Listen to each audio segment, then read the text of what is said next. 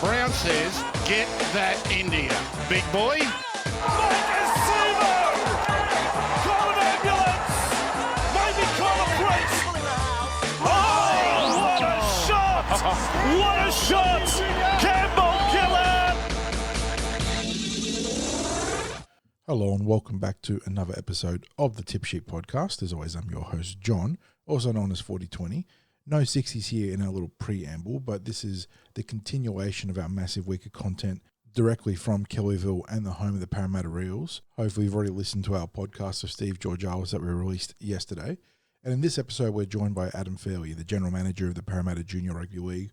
And he provides us with a comprehensive set of updates on how the district is travelling, including the addition of a new club heading into 2025. And before we get into the interview, as always, a quick shout out to our sponsors, and that is Star Partners Real Estate, Auburn, Rowan and Parramatta.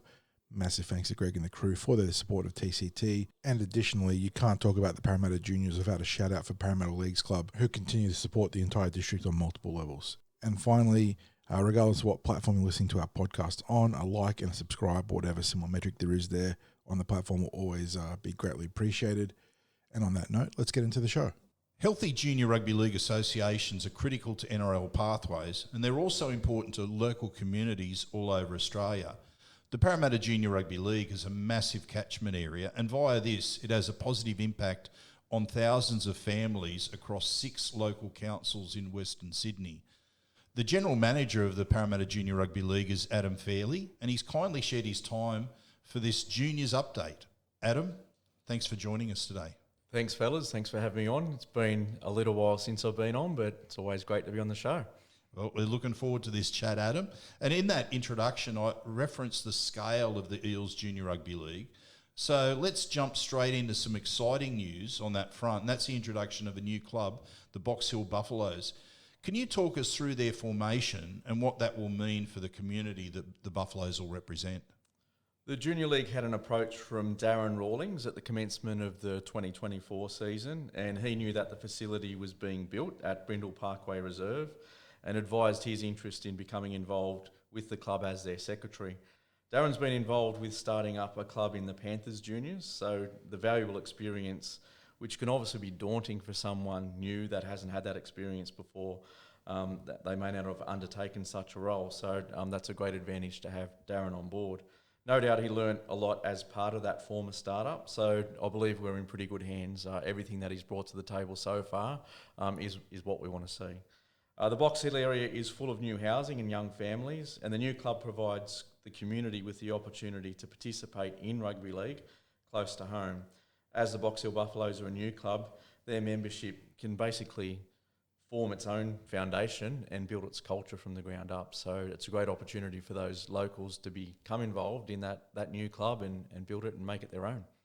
And then looking at the broader picture, because of course, naturally you have just increased registrations that come with a new club joining the scene.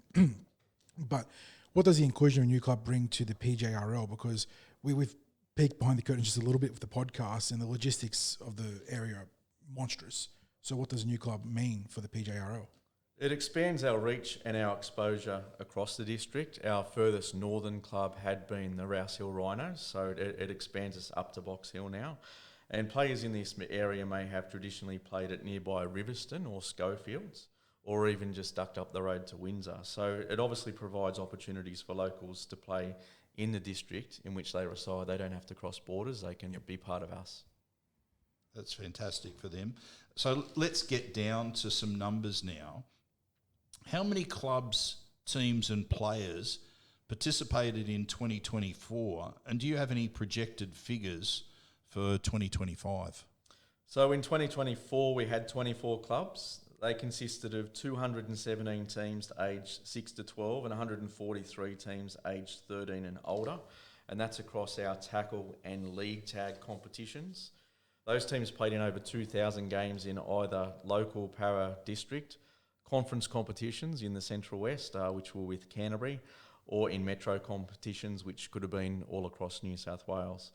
We're hopeful that our participation numbers can increase by around 5% in 2025. This will get us close to 5,900 players. We had 5,622 to be exact this year.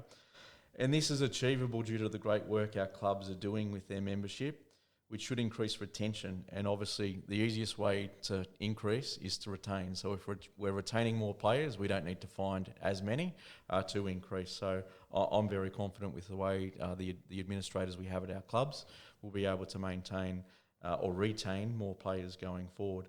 With respect to our female numbers, we continue to increase. So we've increased 97% since the 2019 season. I've spoke about it on the podcast before.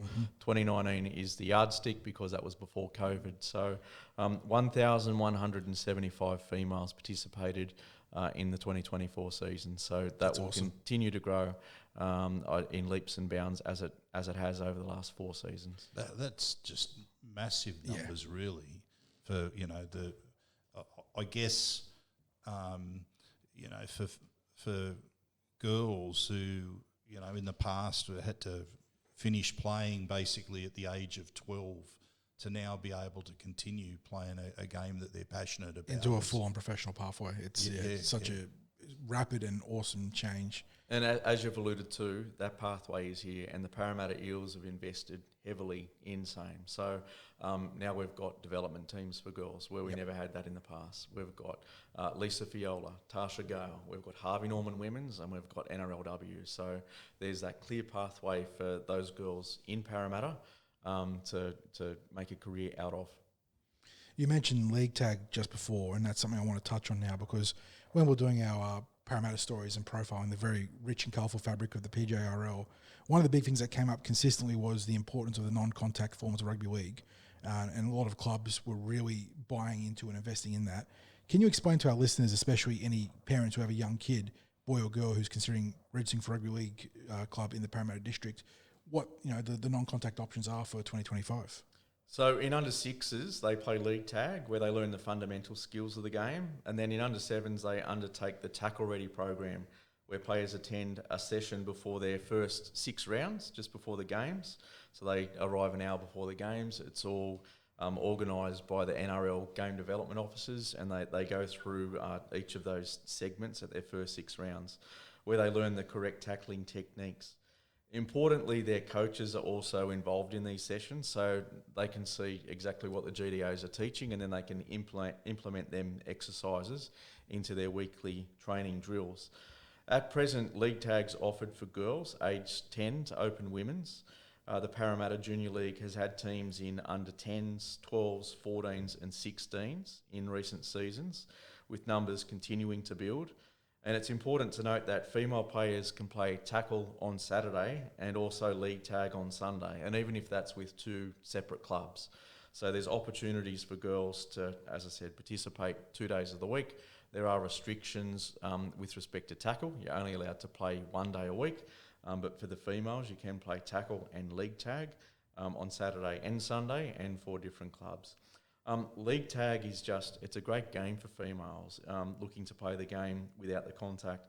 The fundamental rules of league tag are basically the same as tackle, and they can build their confidence, and a lot of girls do progress from league tag to the tackle form of the game, and that's not just at the junior age groups, but that's through to senior women and then through to representative, because a lot of girls and in some cases men have come through league tag or Oz tag or touch or whatever the case might be. Benji Marshall very famously was found in touch football.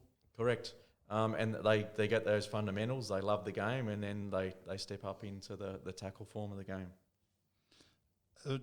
We saw this season, as happens every season, that Parramatta Leagues Club provided funding of just over $350,000 for Parramatta Juniors. Can you explain how important that money is and how it's put to use?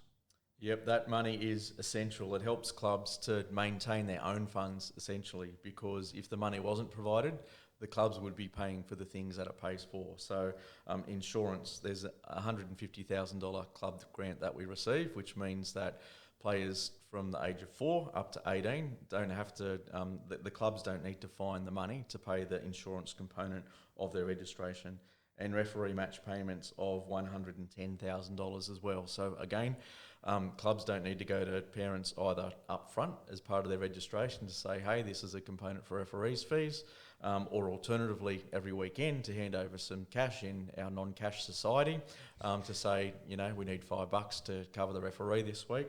That's all covered by PLC. So that's a massive amount that they put towards to help clubs. Other components of that 350,000 help the referees themselves. So they have what they call buddies who help new referees. So they're there to help them with the laws of the game and to coach them in the early few rounds, and also the coaching of junior referees. So there's a lot of assessors that go around to the grounds and watch games, and then obviously liaise with those referees and with the vision that we now have available in our junior league through the use of VO units, and also referees have their own video at some games. They're able to review the vision of the real-time games within our district with our real referees and go through some decisions with respect to what was good, bad or otherwise, or through education. They also did a pre-season training and upskilling camp, development of the training venue and the introduction of a team physio and referee communication gear, which is vitally important in a modern age where referees basically have eyes in the back of their head because their touchies' voices are in their ears. So if anything's happening that they can't see because they're looking in a different direction, they're able to adjudicate on it. And you don't have touchies running in with their flag up as we did in the old days. Play goes on a couple of times while the touchies are standing there with the flag in. Yep. That's right. Well, I know John's just about to ask a question that relates to affordability, but that really is like a combination. Like that funding is that a combination of making things affordable, but also taking the football and the officials in the district to another level as well. So it's great funding. Yeah, and we've been well aware of the PLC's importance in both registration and officiating support right there. But a new initiative that at least I've only come to be aware of recently is that there is financial or funding assistance to aid families who have siblings playing in the district, which is, you talk about the brothers and sisters of these families playing together. This is a really good step. It is. It's a great initiative from Paraleagues. They provided what was called the registration rebate, as you said, to families with 2 or more children aged 17 or under, and it was for the second and subsequent child. So if a family had 3 children, they received a rebate of $140. So it was a $70 rebate, and that was based on the minimum registration that we have across, and this is an agreement by our clubs, is $120. If they were eligible for an active kids voucher of $50, well, that $70 then made it effectively free registration for the year. While it wasn't provided up front at the start of the year, it was provided at the end of the year. So there was a benefit there. So for those that paid $120 in Rego, received their active kids, got their rebate, it was effectively a 0 registration fee for the season. That's brilliant. But what sort of the other initiative that came through in I think it was only just last year was the Great Aussie Boot Swap. What sort of response has there been to that? Yeah, there was a great response. So that was the brainchild of Kate Chapman, who works for the Parramatta Eels in the community section. It was held in January last year, and there were many families that attended the day to obtain their boots. And this obviously helps with the cost of living pressures. So we had families that did have multiple children, where it's tough to deck them out in everything that they require to play like rugby league, turning up and getting their boots for the season. So what also needs to be highlighted there is the families that donated the boots. Yep. So obviously there's a need for people to have them. Some of the boots there were basically unworn. Yeah, so well, that's the thing, isn't it? Yeah. It's like so many great ideas. It's just built on common sense. Yeah. Young kids going through rapid growth, they will literally in the course of one season just go outside Correct. that boot. So finding a new home for it when it's near mint is fantastic. Definitely. And there were plenty of those examples for sure. We've mentioned the incredible support from Paraleagues, obviously the central pillar in terms of the junior league's partnerships. But can you talk us through the other parties involved in the junior league? Yeah, our other major partner is Trevette Subaru Sydney. So they're based at Parramatta. They've sponsored our junior league for many seasons. Each year they raffle a car, and the proceeds from that raffle go back to clubs. They've had a few different ways that they've distributed that money, but in 2024, clubs have been offered equally over $700 in equipment to purchase for their club for next season. So this is an expense that clubs won't obviously need to find.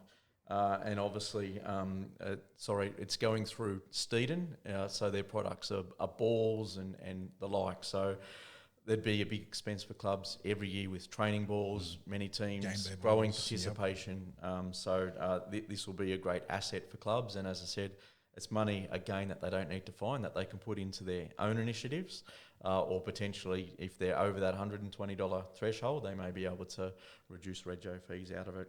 Our other partners include Omnia Business Solutions. They expertise in finance, accounting, bookkeeping and payroll.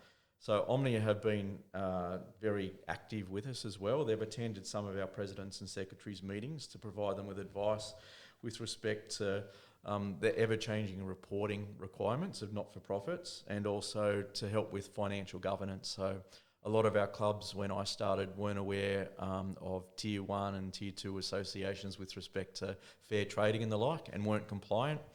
So we've got David in to explain that, and we're just making sure that all the club's governance is in check. And our other major supporter is Kingsgrove Sports, a prolific supporter of the sporting community across Sydney. While their core is cricket, they provide the Steeden range of rugby league products at their North Parramatta store, and that's located only 2 kilometres north of CommBank Stadium. So nice and local to everyone in Para, a nice central location. And yeah, we'd encourage anyone that's looking for Steeden products or boots or whatever the case might be leading into our next season to head to Kingsgrove Sports at North Parramatta. I just wanted to touch on something that you were just talking about there with the clubs is,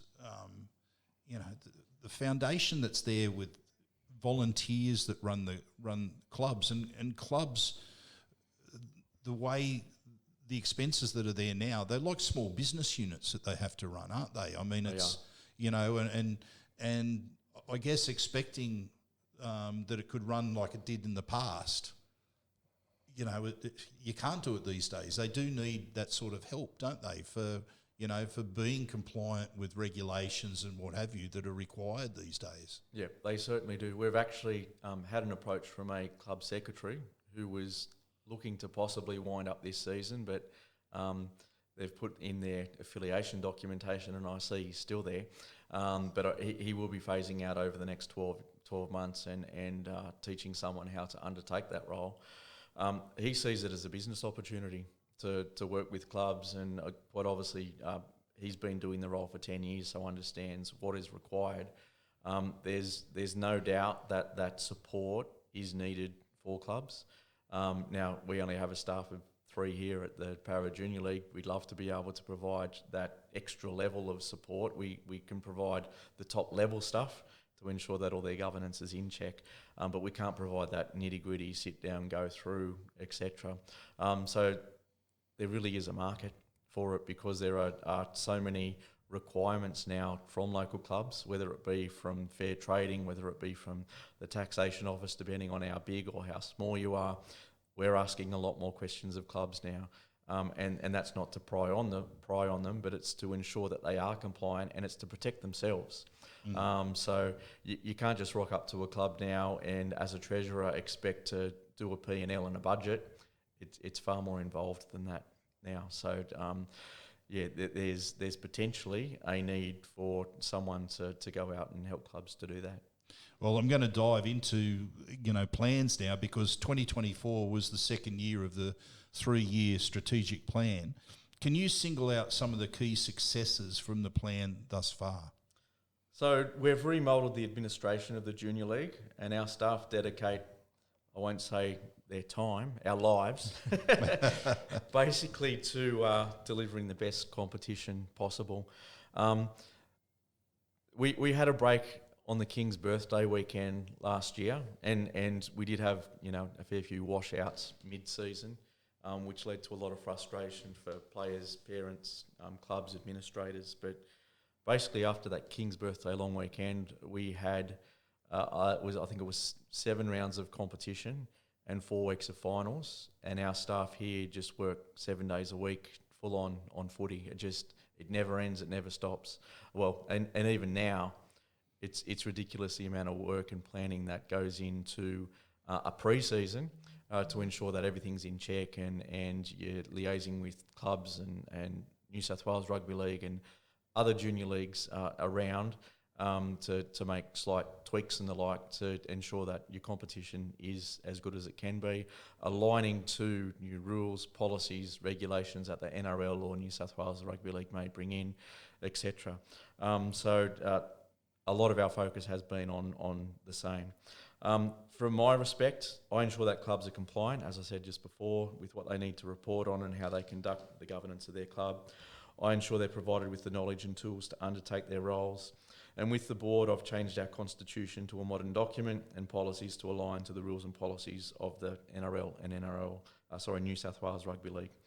So Tina, who's our junior league operations, she ensures that the competitions are conducted in line with policies and procedures. She's worked very hard to get draws out in plenty of time to allow families to plan. So that was definitely part of our strategic plan, was to communicate far better with our participants to ensure that they know exactly what's going on. And she's worked very diligently to ensure that that happens. And then we brought Tim on in social media. He obviously brings our district to life. He tells the stories of our people. And we've received great engagement and exposure through Tim's work, another big pillar of promoting, exposing our junior leagues. So they're probably the main things that we've focused on. There's a hell of a lot of other stuff that we've done and introduced in line with our strategic plan, but that's the core. And wrapping up this year, the Parramatta Juniors presentation night was held back in mid-October, and from an awards perspective, it was a big year for the Hills Bulls, the Guildford Owls, and the Winston Hill Tigers. So we're seeing successes for clubs in areas of the catchment, which is always great to see, and that must be very pleasing for you, given what you just detailed is the work that goes in behind the scenes. No, definitely. So we changed our club championship policy to an average as opposed to a tally. So when you have a tally for a club championship, naturally the biggest clubs with the most teams, and in most cases you've probably got 2 or 3 vying for it, sometimes 1, because they've just got the volume of teams and they're just going to tally the most points.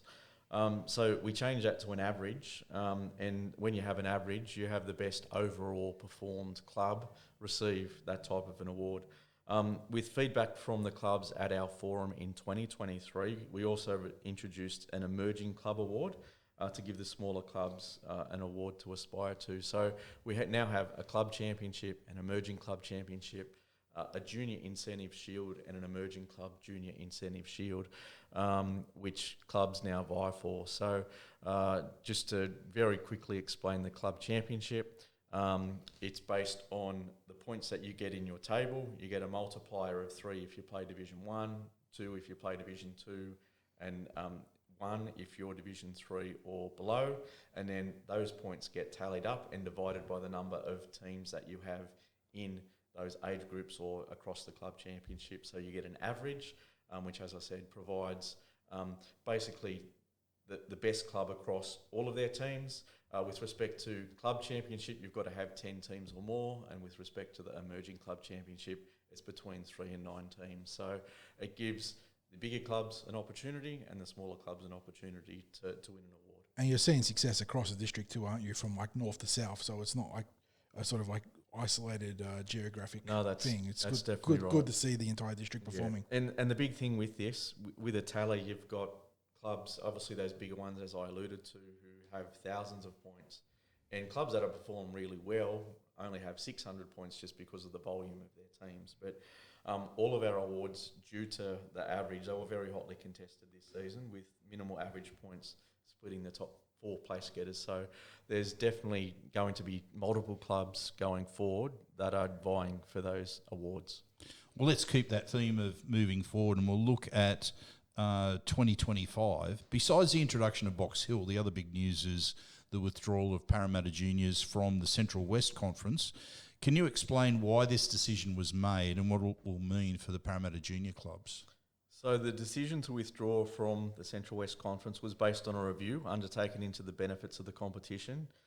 The Parramatta District has experienced significant growth in its juniors since our strategic review in 2022, and it was clear to the board that our affiliated clubs, that our joint initiatives to grow the game in our catchment are having an impact across the board. The growth in player numbers, the increasing number of Parra Junior Rugby League players in representative teams, coupled with the success of our teams in this year's Battle of the West, highlight the momentum of our competitions. So following a review into the conference system and the feedback from our affiliated clubs, we took the decision to withdraw from the Central West and focus on developing a strong Parramatta Junior Rugby League catchment. What will that mean? Well, it does mean that we're going to have to change things up a bit with respect to the way that we align with the player development framework, the way that we align with spreading the talent through talent equalisation. So by not merging with Canterbury in the Central West Conference, our Division 1 competitions with 8 teams or 6 teams are now with 5 or 6 or maybe 4 teams, which isn't obviously a great competition. So what we need to do is work on equalising our talent, not having super teams in 13s and above who go out and dominate their competition, have a lot of very strong and dominant players in their team, which means that Division 2 talented teams just can't compete physically, mentally and the like with those teams. So what we're going to have to do is equalise that talent from younger age groups, have our bigger clubs that may have a red division or Division 1 type team who goes very well, and a Division 2 type team or our yellow division merge together, equalise that talent across those 2 teams, and have 2 in the red division, the Division 1 competition, which will provide more teams in our Division 1 competitions and a more even spread of talent, so teams aren't dominating at the top end and everyone's more competitive, which provides opportunities to Division 2 kids to enhance their skills because they're playing with Division 1 kids in amongst them, and also gives leadership responsibilities to our Division 1 kids to help to bring those Division 2 kids up to their level and to play as part of a system in their team.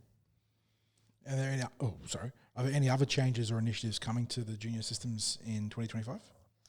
That's, to tell you the truth, that's the major one. We're just today going to be going out to our participants and parents with respect to changes to our transfer policy. So we worked very closely with Penrith. We took a trip up to Rugby League Queensland. We also met with James Hinchy from the NRL with respect to our transfer policy and talent equalisation.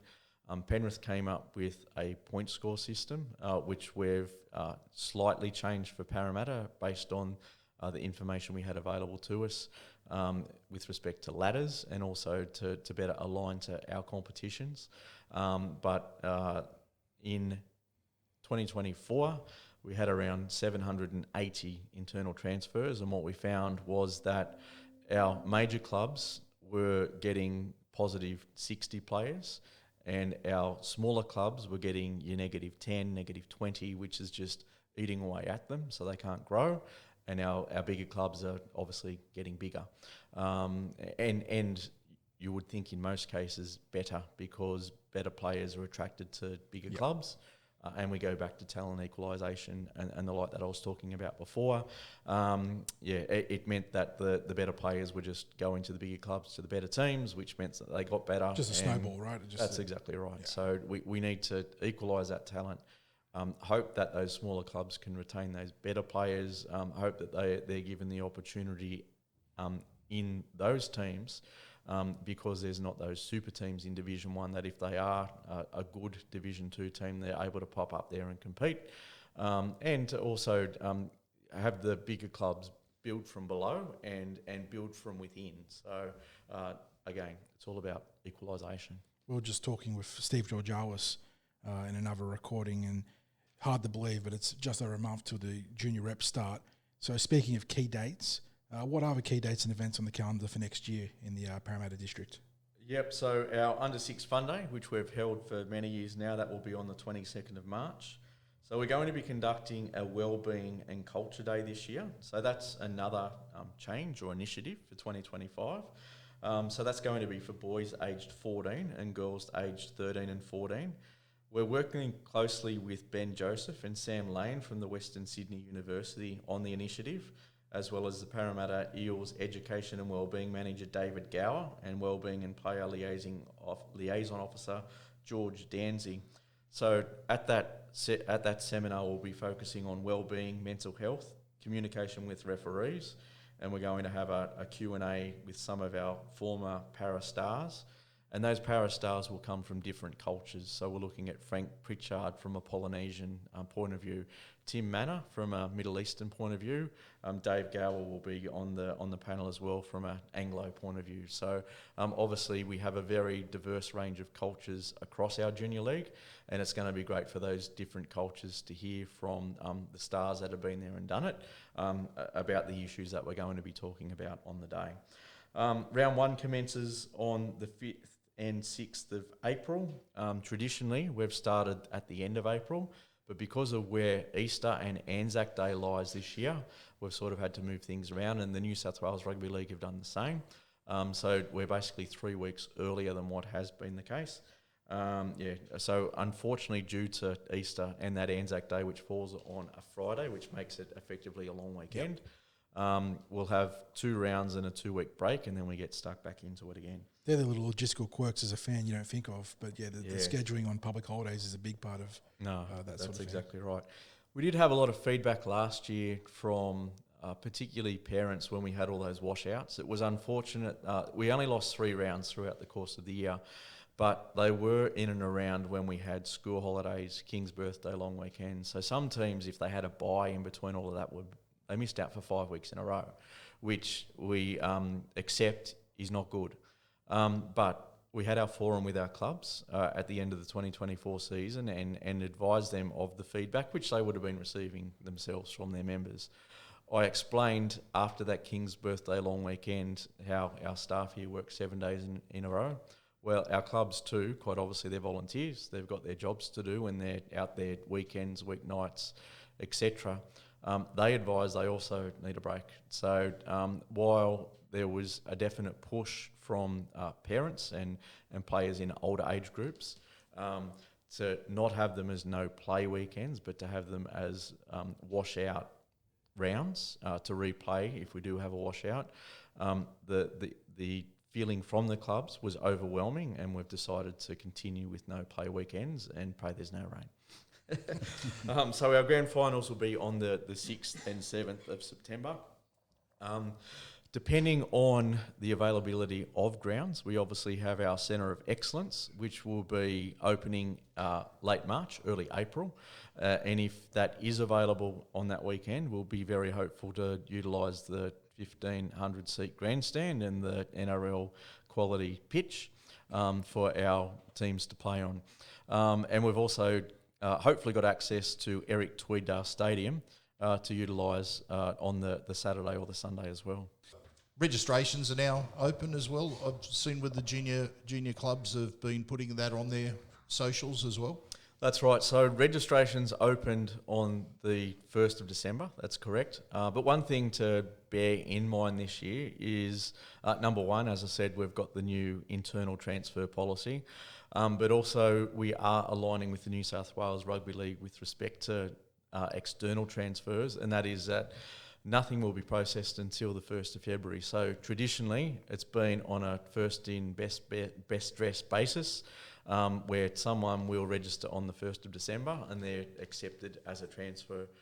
With the point score system that we're bringing in, clubs have the opportunity to actually select the players that they will be transferring in because they're limited by the point system as to how many they can bring in, and the clubs will know what teams and age groups will require players and what type of player they require. So, as I said, yes, regos are open, so we encourage any player that's returning to their current club to do so, particularly after the 1st of January, because you'll need to be registered for insurance purposes.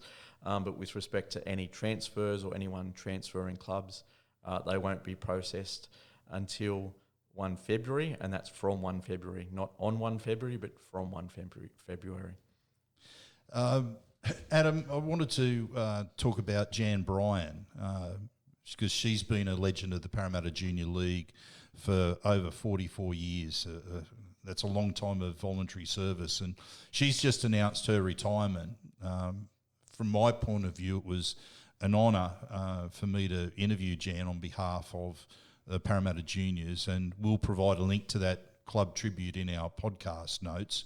But what an amazing servant she's been, Adam, with the Junior Rugby League. She's going to be missed by many people. She certainly will, and as you say, she's been a wonderful servant. So the video that you did with her, we played that at our annual general meeting for our general committee and life members, patrons and the like. And we also have a huddle here every Monday with the Parramatta Eels. So a huddle is basically a team meeting of all the staff. And it's conducted in our theatre room, so we had a nice big screen. Jan was in attendance, and so the applause, congratulations, comments, well wishes that Jan received at the AGM after the huddle, etc., are a testament to how she's seen in our district, not only from a club perspective, from a junior league perspective, from an Eels perspective, across the board. And obviously we've posted that all on social media, and she's got many comments, tributes, etc., from people that have dealt with her, I'm sure, over those 44 years. And what rang true was Jan was a stickler to the rules. She was hard, but she was fair, and it was the same for everyone. No one got any favouritism, and when you work for a junior league, that's the only way that you can be. So she's remembered for that, most definitely, in terms of her work on the board, and obviously in clubs prior to that. What I can say is that Jan will be continuing in her volunteering role for the junior league. So she works for us 1 day a week. But 1 day a week becomes a few hours here and there on other days as well. So with respect to her volunteering role, she goes into the back end of my sideline. She just checks that the coaches, the trainers, all the admins have the required qualifications, working with children checks, etc. So she'll continue in that role. She may or may not be out around the ground. She might pop in from time to time. She's just deciding what she might do with respect to that. But she did say that her family do play for Emu Plains, so she'll be frequenting those games on a Saturday next season. But quite obviously a stalwart of the Junior League. She's had accolades from basically every organisation that she's been part of, and life memberships from them. I encourage anyone listening to us here today to go to that link to watch the interview to see what it's all about.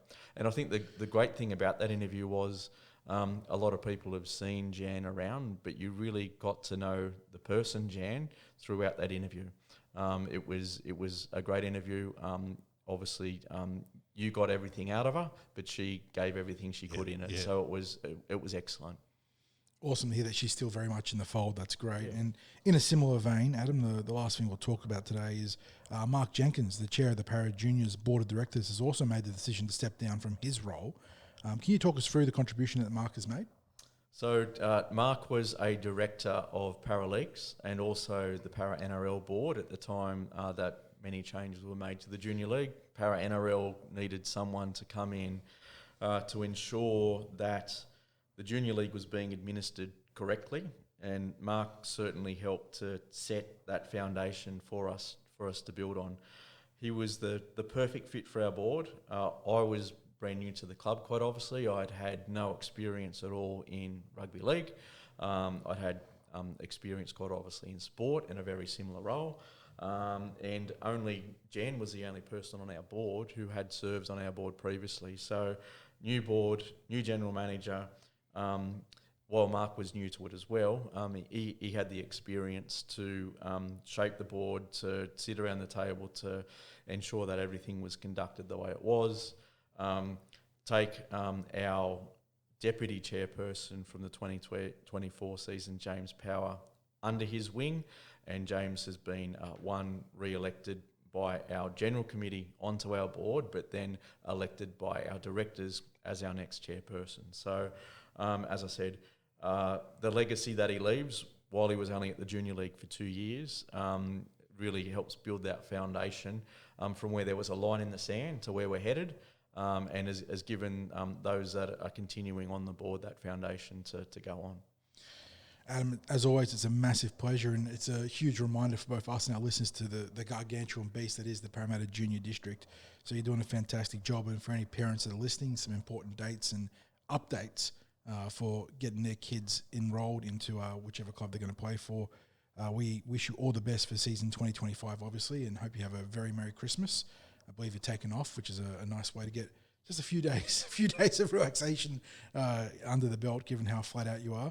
But a massive pleasure, mate. Thank you for taking the time to talk to us in TCT. Thanks, fellas, and Merry Christmas to you and to all the listeners, and we really look forward to bigger and better things in 2025 and beyond. Thank you. Cheers, Thanks, mate. Adam.